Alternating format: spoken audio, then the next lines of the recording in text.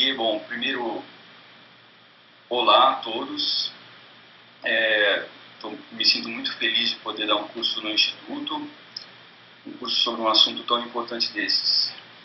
Em primeiro lugar, eu vou informar o intuito do curso e para quem ele é voltado, né?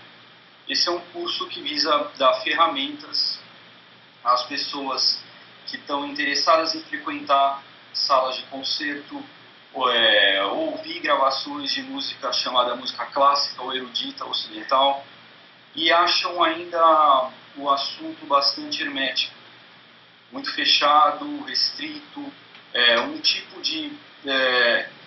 uma coisa um tanto elitista, mas elitista de um jeito que as outras artes parecem ter se livrado um pouco disso. A música clássica parece ter ficado meio assim parecido com fumar bons charutos e tomar bons vinhos, né? A música clássica parece... As outras ficaram um pouquinho mais descoladas, né? Conseguiram ficar mais curtos. A música clássica sofre um pouquinho disso. Eu não sei muito bem porquê, porque não tem não tem uma explicação muito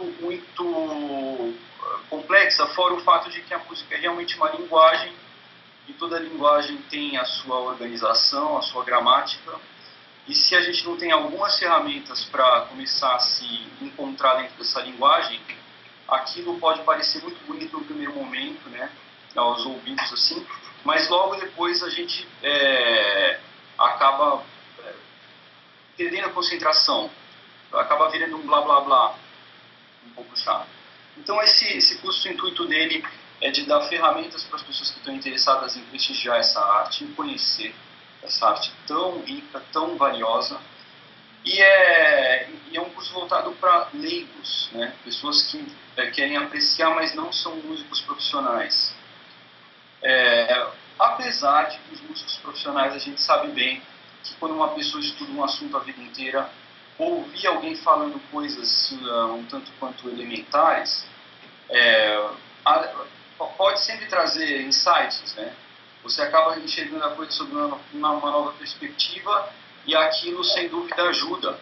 Então, esses serão bem-vindos também. Eu não vejo problema nenhum em um músico profissional ouvir um curso desse. Eu acho muito saudável, sempre. Então, o curso se dirige primeiramente aos leigos e depois músicos que queiram voltar aí no começo da história para poder ter uma nova visão das coisas. E uma coisa importante antes da gente entrar nos assuntos realmente da escuta musical, da apreciação, de como se encontrar ali dentro, dizer do que a gente está falando, né? Antes de você falar de um assunto, você tem que falar da natureza dele e das suas divisões, para a gente entender exatamente que setor que a gente vai cobrir num curso desses, né? Que é música para os antigos, né? Isso, desde a Grécia, a música que a gente vai... isso também é uma coisa importante, hein? A música que nós vamos tratar aqui é a música tida como clássica ou erudita ocidental, que é uma música aí que não... Portanto, a gente não vai cobrir toda a música, tudo que é música na história do mundo. Basicamente, uma música, né? De tantas manifestações musicais aí que são mais ou menos documentadas. E essa música que a gente conhece, ela começa basicamente quem estrutura o que é música e como que isso funciona, quem descobre são os gregos, né? Só que para esses antigos, a natureza da música, o que significava a música, é uma coisa imensamente mais ampla do que a gente tem como música. A música bom, o ser humano, ele tem um desejo natural, uma inclinação natural, melhor dizendo, de preencher os seus desejos inatos. Ele tem desejos inatos e ele tem uma natureza, uma inclinação de ir atrás desses desejos. E nessa busca pelos desejos, muitas vezes os sentidos para as coisas exteriores acabam ficando, que não são aquele desejo, acabam ficando embotados. Você não, a pessoa quase que como que fica cega para tudo que acontece ao redor dela e foca naquele objetivo, naquele desejo. E um desses desejos, um desses prazeres humanos é sem dúvida o da audição. E esse da audição voltado aí para o canto e para os instrumentos musicais, para o som que os instrumentos podem produzir. Ao se deparar com essa realidade das vozes e dos instrumentos musicais, o ser humano se depara também com as realidades físicas, com as limitações e as realidades físicas dos sons produzidos por esses instrumentos. E aí está a música que a gente vai estudar, que é a música que era chamada música harmônica, que é o encaixe desses sons todos. A harmonia é no sentido de encaixe mesmo, como em um marceneiro, né, que encaixa peças, no sentido original da palavra. Só que a música para os antigos era uma coisa muito mais ampla do que meramente isso, meramente entender o encaixe entre os sons. A música para os antigos era não só a harmonia percebida pelo ouvido, como a gente conhece, mas a harmonia que nasce da proporção entre as coisas todas criadas. A chamada harmonia universal. A proporção entre as coisas todas pode ser decodificada em números, e o estudo dessa proporção toda era a música. A música nas artes liberais, clássicas, antigos, ela era estudada, outras artes não. Das belas artes que a gente conhece, a música sim, como parte dos estudos da matéria, né? Você tinha a aritmética, que era o estudo do número, a música, que é o estudo do número no tempo, o número acontecendo no tempo, e a geometria, que era o número no espaço, e para terminar a astronomia ou cosmologia, que aí era realmente tudo isso junto, de maneira muito mais ampla. Mas essa música, esse estudo todo musical da harmonia dos números que existem entre as coisas criadas, ela se dividia primeiramente em 3 categorias. A gente no começo vai dividir um monte de categoria, tá? Tem um monte de então até a gente chegar no que a gente quer, na fatia que a gente quer realmente abarcar. A música se divide em três categorias: a música mundana, a música humana e a música instrumental. Música mundana também era chamada às vezes de música das esferas, tá? Ou música universal. A música é o que trata da relação numérica entre os movimentos celestes como um todo, né? E a união, a relação dos elementos naturais, como os elementos aristotélicos, e a variedade deles acontecendo no tempo. Não é disso que a gente vai conversar nesse curso, né? Claro. Outra categoria era a música humana, que era encontrar um consenso perfeito entre as potências da alma, dos sentidos, das partes do corpo, também dos órgãos internos do corpo, na ordem de todas as ciências e das artes, até mesmo na conveniência das leis vigentes naquela república, naquele reino. É uma coisa que lidava mesmo com a harmonia no plano do homem, do seu funcionamento. A terceira categoria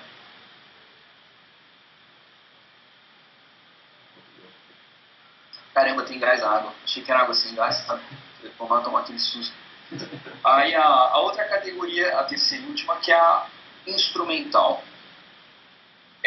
Seria a combinação perfeita das vozes e a execução dos instrumentos. As vozes, seja as vozes humanas ou a sonoridade dos instrumentos. A combinação perfeita dessa sonoridade.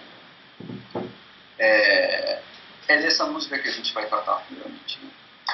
Então, isso é extremamente já importante da gente entender a amplitude do negócio e da onde vem a busca e o estudo dos sons. Aqui isso está relacionado, né? Bom, essa música instrumental, que é a que a gente vai tratar, ela também é vista dentro de 3 categorias muito interessantes, que aí eu vou usar um pouco mais dessas próximas 3, criadas por um teórico espanhol do século XVI chamado Francisco de Salinas. Ele dividia assim: tem a música que lida com os sentidos, puramente os sentidos, tem a música que atinge o nosso intelecto, né? E tem a música que atinge os dois, pega os dois. Bom, a música que é uma coisa tirada naturalmente da natureza, estudada na natureza das coisas, como ensina a experiência cotidiana, né, que as coisas passam para a gente. A que a gente vai pegar para estudar é a que não só abarca o prazer dos sentidos, mas também o prazer dos sentidos e o movimento do intelecto. Essas 3 categorias de música, a música que trata dos sentidos, a que trata do intelecto e a que abraça os dois, se divide assim. Então, a primeira, que é a que move os sentidos, ela termina no nosso órgão auditivo. Ela acaba ali, ela não passa pelo intelecto. Tá? Não dá para julgar isso. É algo que só o ouvido percebe e a gente não chega a julgar. Como, por exemplo, o canto dos pássaros, que não obedece uma regra harmônica inteligível, compreensível, não obedece às regras naturais harmônicas de maneira racional, de maneira que faça um sentido. Ele não segue nenhuma regra harmônica dos intervalos de suas vozes. Não é possível discernimento mental disso, então a gente chama essa música de algo irracional. Né? A segunda, que ela é voltada só ao intelecto, aí está um pouco mais ligada com aquela música universal que a gente falou, aquela música das esferas. A harmonia dessa, ela não pode ser ouvida, mas ela pode ser sentida com a reflexão mental, porque ela não trata do som em si, mas ela trata das combinações numéricas que os sons contêm. É um estudo das combinações numéricas que estão contidas nos sons. E a última categoria, que une os dois, que é a instrumental,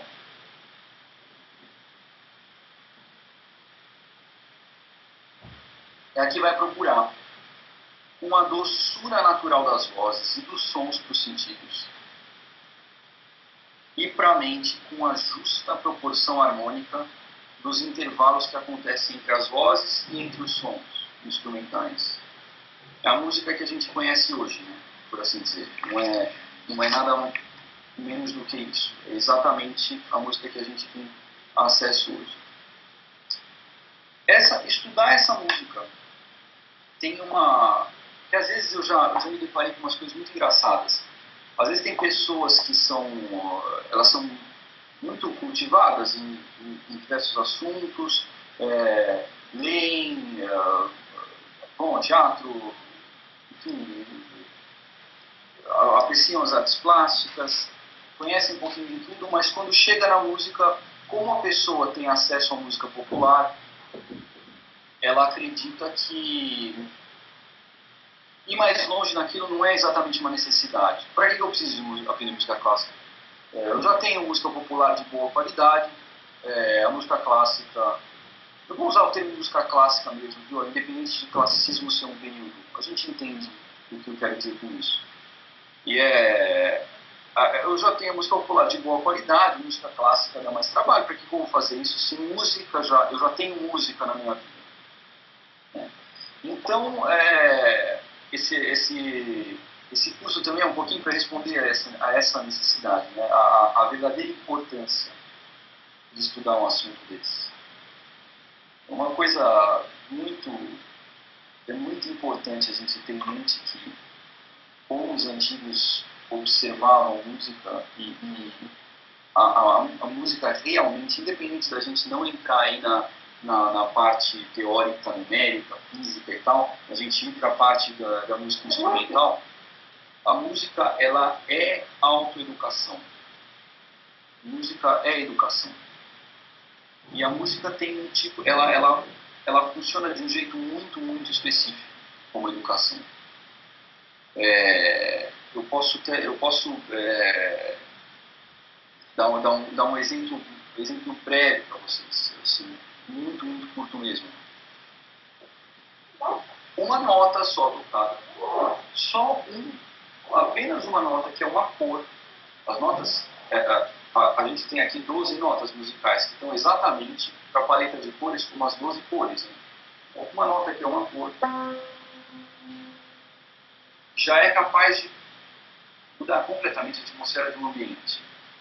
Mas ainda assim, ela é uma letra, né? Ela não chega a significar nada, apenas uma nota.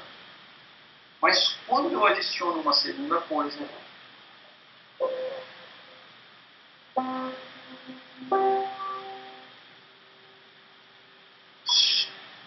só toquei mais uma nota, hein?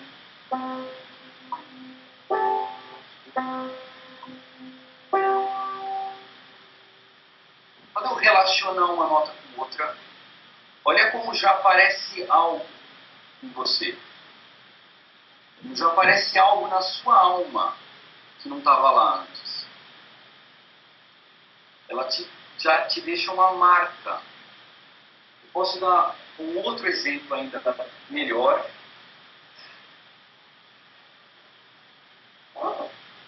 Agora com mais sonoridade. São exemplos bem introdutórios, tá? Não estou já entrando na parte de escuta musical, não.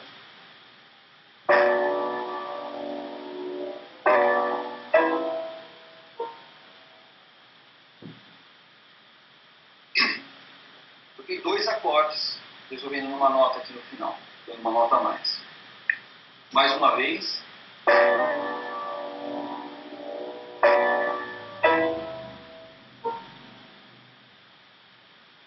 Esse primeiro acorde,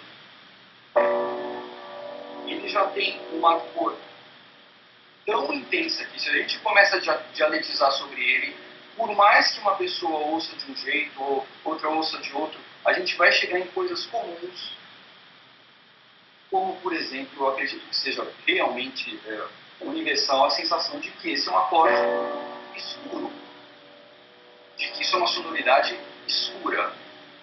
Uma sonoridade escura que caminha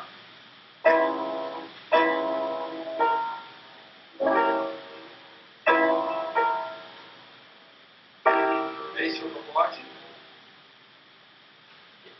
Ele deixa a coisa no estado de suspensão total. Ele deixa a coisa realmente suspensa. Olha o quanto de informação de uma coisa escura para uma questão que isso já grava, já marca na tua alma uma série de coisas, uma série de informações, apenas com som. Tá?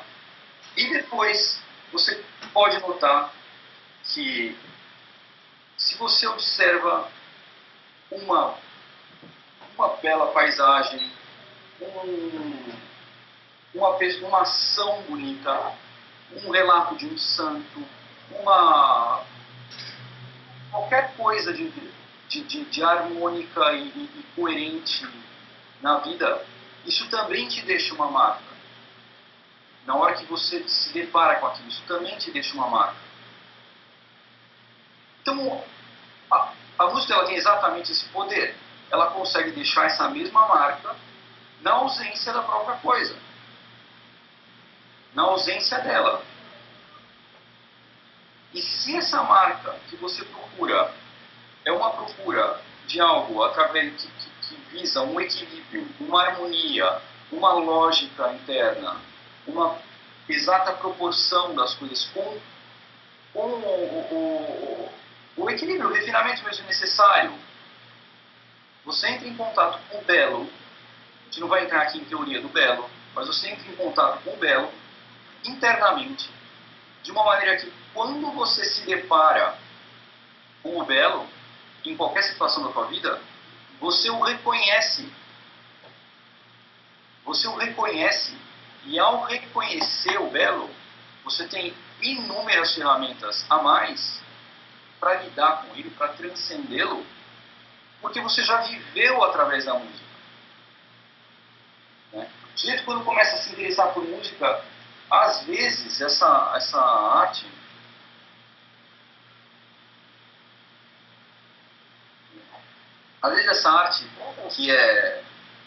que é uma ciência e arte, né?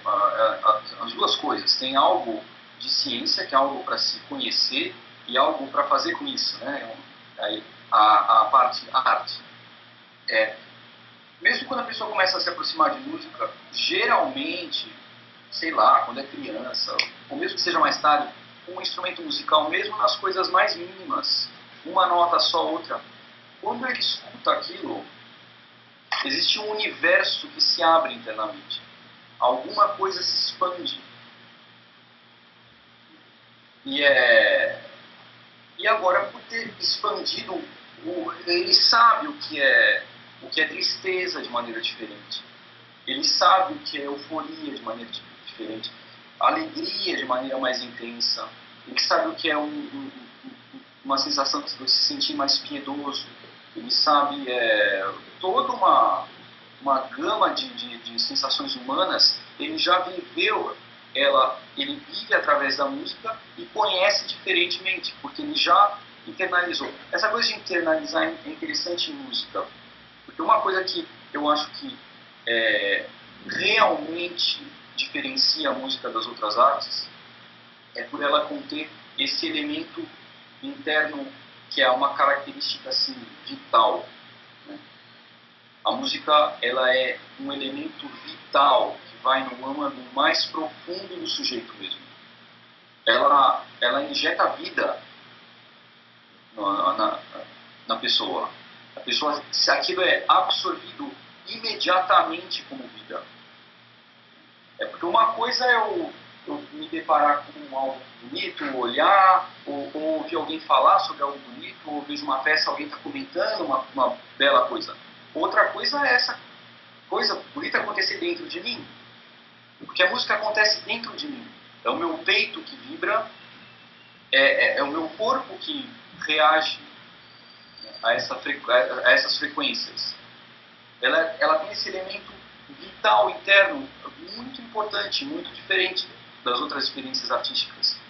Daí até a gente pode falar da música ao vivo, por exemplo, porque mesmo quando eu vou comprar um CD ou sei lá, uma gravação, é diferente de eu ir a um concerto ao vivo, porque eu vejo esse elemento vital, o sujeito está colocando a vida dele ali, está colocando a existência toda em função daquilo, e é isso que está chegando em mim. É essa coisa viva acontecendo ali. E outro exemplo bom dessa força, essa coisa viva que a música tem, por exemplo, no cinema. Uma trilha de cinema, por exemplo. Você tirar a música daquela determinada cena, você perdeu 50% ou mais da carga de dramaticidade do negócio, né? É óbvio que o sujeito pode encarar um silêncio ou um barulho do ambiente como uma própria trilha, né? E conseguir tirar um drama daquilo. Tudo bem, dá para fazer isso, mas não é isso que eu estou falando. Isso daí não muda em nada a força que a música tem para adicionar dramaticidade a determinada coisa que está sendo contada. Ela tem esse elemento de vitalidade interna. Ela vai mexer nessa vitalidade interna da pessoa. Daí até interessante, conversando com o Gugu até, o Gonzaga comentando a relação da música na simbologia astrológica com o planeta Marte. Né? O Marte é exatamente isso, é aquele princípio que vai entrar no fenômeno para desvendá-lo, né? Para abri-lo, para pôr a mão na massa para ver o que é que está acontecendo ali dentro. A música é simbolizada por isso. Né? Então, dentro de conhecida toda essa força da música, toda essa capacidade de agir dentro do sujeito, o resultado final e grande conclusão aqui um pouco é que a apreciação musical ela refina a apreciação estética do sujeito em geral. O sujeito que sabe, porque tem o costume de ouvir uma boa música, ele sabe olhar um quadro melhor, ele sabe ler um livro com uma visão mais profunda, ele vai olhar ações de uma maneira mais ampla. A música, por agir internamente, porque veja, o belo não está acontecendo ali, ele acontece dentro de mim, eu vivo aquela beleza. Isso dá um referencial de depois ir atrás dessa harmonia na tua vida prática de maneira muito mais sólida. Então, sabendo disso, a gente começa a falar da função que a música sempre teve. Que a música sempre teve uma função muito específica. Tá? Em todos os povos, a música sempre teve uma função muito específica. Aí eu não estou falando nem só da música clássica ocidental, música em geral. Essa coisa de... E os artistas sempre foram profissionais como todos os outros. Não tem essa história do artista ser o sujeito especial, o iluminado, o Deus que não faz parte do resto dos réis mortais. Né? O artista se vê hoje assim. E a sociedade enxerga o artista assim, de uma certa forma, mas não era assim. É engraçado porque outro dia eu estava no carro e eu ouvi no rádio um cara entrevistando um filho de um cineasta. E o cara falou assim pro filho do cineasta, pô, como é que foi? Porque o filho tinha trabalhado com o pai num filme. Ele falou, como é que foi trabalhar com o teu pai nessa produção? Porque, sabe, trabalhar com o pai numa padaria não tem nada demais, mas no cinema é diferente, né? Tem aquele glamour, tem aquela... Olha que imbecil. Não tem nada de diferente do que trabalhar com o pai na padaria. A única diferença é que tem um idiota me entrevistando aqui na rádio. E ninguém liga pro filho do padeiro para saber como é que foi a ciabatta essa semana. Porque é a mesma coisa. Eles estão envolvidos num produto.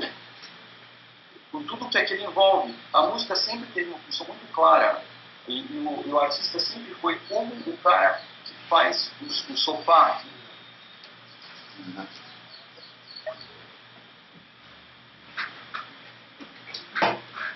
O cara procurava o artista e ele não falava assim, olha, vai lá, faz uma coisa linda da tua cabeça, da tua inspiração.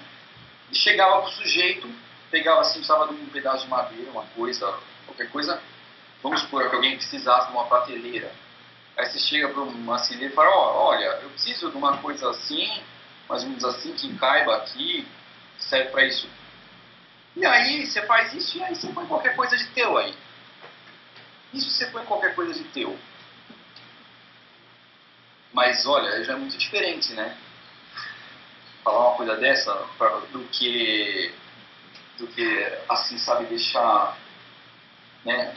Vamos aplaudi-lo simplesmente por ser quem ele é. Então a música sempre teve funções específicas. E aí vamos de novo falar de 3 categorias. Ela sempre teve 3 funções primordiais. Ou ela, melhor dizendo, ela teve 2 e daí ela tirou a sua terceira. A primeira função da música sempre foi de dar eficácia ao discurso. Então você tem um texto, como no canto gregoriano. Aliás, é importante a gente dizer que a música que a gente conhece, a música clássica que a gente conhece, ela tem início, os seus primeiros registros realmente são canto gregoriano. Que são cantos tirados dos modos que são escalas gregas. O Papa Gregório I instituiu isso, mudou um pouco esses modos, isso passou por uma alteração aí. E o canto gregoriano é a primeira manifestação musical que a gente tem realmente registrada no Ocidente, que a gente pode observar para ela e partir dali. Então a música no canto gregoriano está exemplificada de maneira muito clara, que a música ela cria um sentimento análogo às palavras. Ela tem uma ligação com palavra, ela vai valorizando cada palavra de maneira específica. Porque é até engraçado, porque quando você fala salmo, né, aprender as palavras antigamente, aprender a salmejar, era aprender a cantar. A própria palavra salmos, em grego, acho que é música, a mesma palavra música é para salmos. A ligação com a palavra é total, né? A música, ela a primeira função, ela vem de mãos dadas com a sua irmã inseparável aí, que é a poesia. Então, essa é a primeira função clara da música. Vou dar um exemplo pequeno desse tipo de valorização da palavra para vocês. Aqui tem um exemplo muito interessante,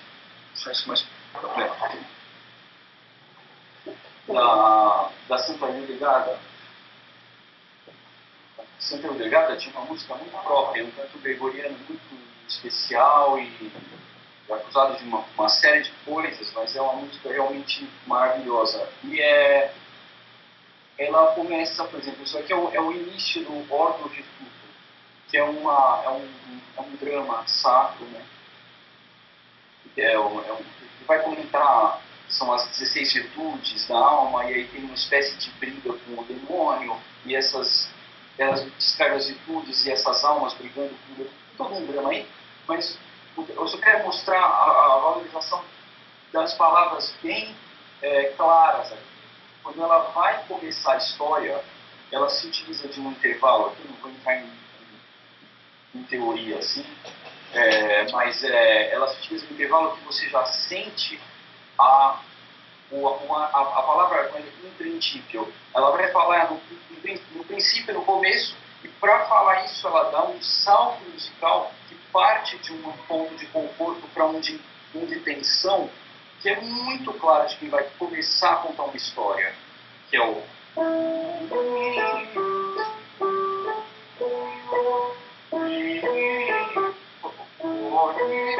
Quando eu começar a contar uma história,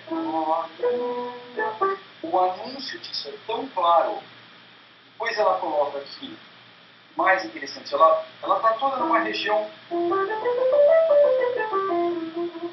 ela está mais ou menos por aqui, e ela vai descer para falar a palavra parvulho. Ela desce, ela vai lá embaixo para falar uma palavra que significa uns pequenos. Ela vai mais para baixo. Então ela...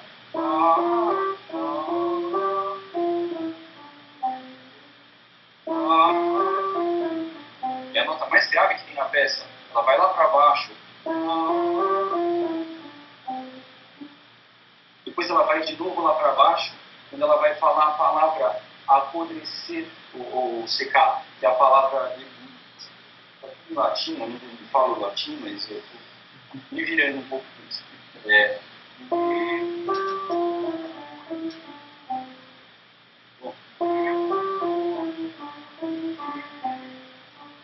Ela desce também até aqui para falar apodrecer. Para falar os pequenos e para falar apodrecer, ela desce mais na escala musical. E depois ela não desce mais até aí. A escala que ela usa vai mais para cima.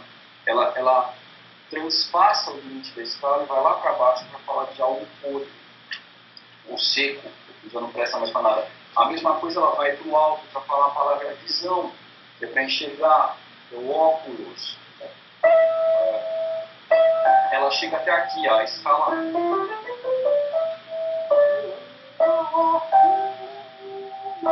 Ela vai lá para cima para falar do óculos.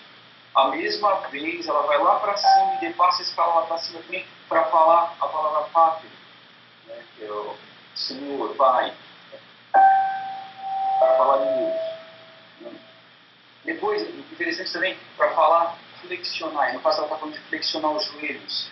Ela adiciona um monte de notas na palavra flexionar para mostrar o trabalho, né?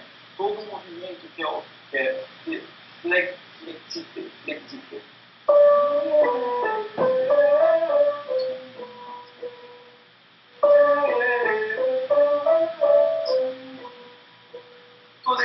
Todo esse monte de nota só uma palavra.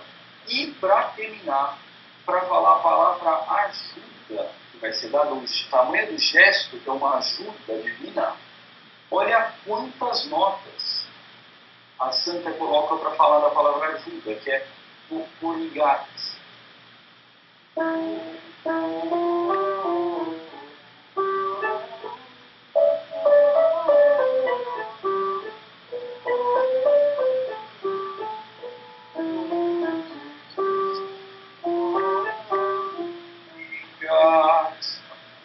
Isso tudo para falar, uma partilha que eu lembro aqui para vocês um pouquinho, quando ali no canto. Enfim, é uma frase enorme, um monte de notas, só para falar da palavra ajuda, para mostrar o tipo de trabalho que isso vai dar para os personagens aqui nesse drama que ela escreveu, né? Então, por aí você entende a ligação que sempre existia entre música e palavra. Não era simplesmente eu falar uma palavra dramática e eu tocar um acorde escuro triste. Cada sílaba da palavra, dependendo do que ela significava, a quantidade de voltas e melismas, é o que se chama isso, cantar várias notas dentro de uma mesma palavra, são os melismas, para valorizar ou não aquela palavra, para dar um sentido mais alto do que o resto do texto. A ligação era muito, muito sutil e profunda. Então, a primeira função da música é essa ligação com palavra. Depois, a segunda função da música que sempre surgiu também, é a dar eficácia à ação.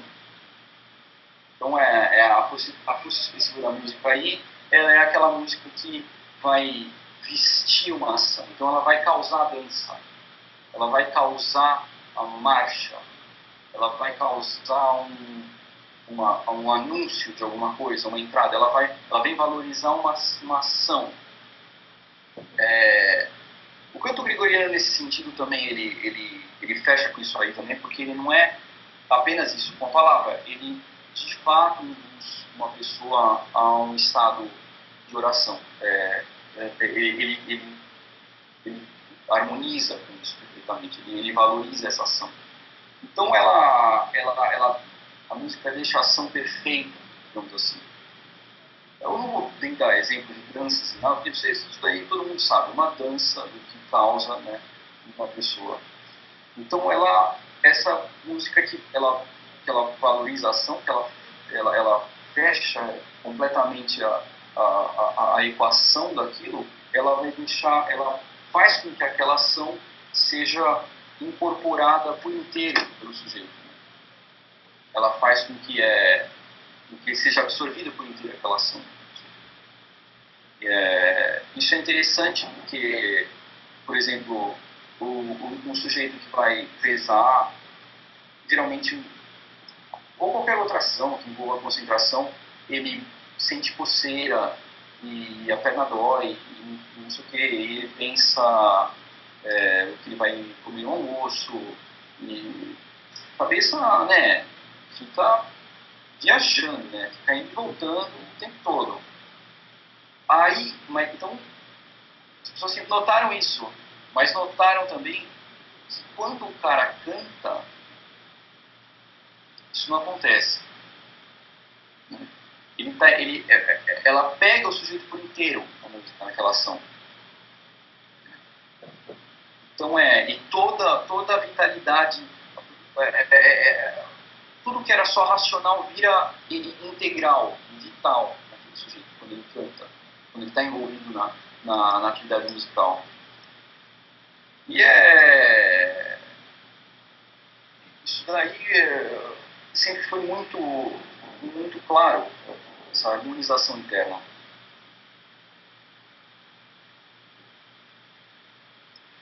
Então, daí, dessas duas funções primordiais, que é da eficácia à ação e eficácia à palavra, daí então a música abstrai a sua terceira função.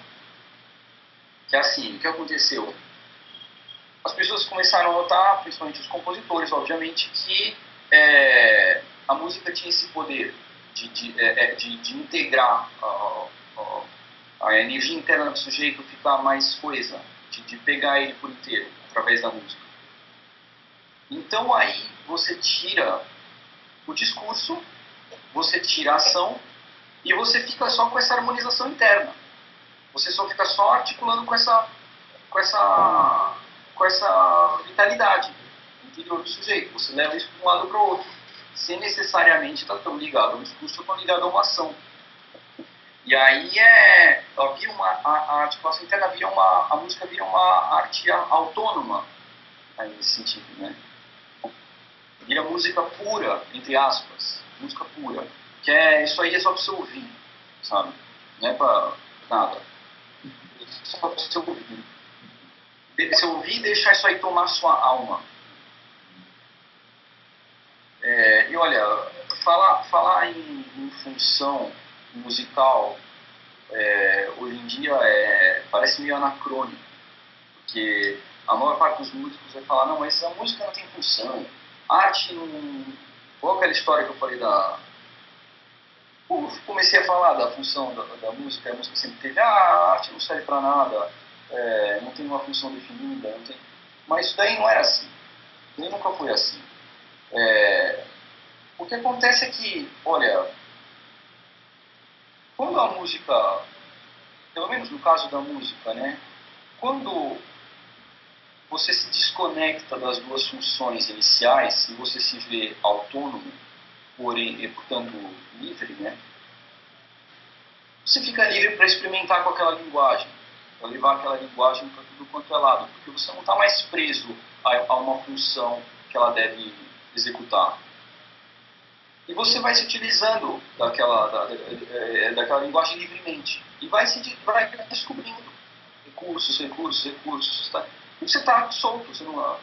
E aquilo é uma linguagem, como se fosse um alfabeto. Né?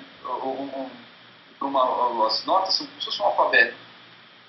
Tem uma hora que a linguagem, eu admito que pelo menos o jeito que a gente está sempre acostumado a organizar a linguagem da maneira mais natural que ela começa a se esgotar.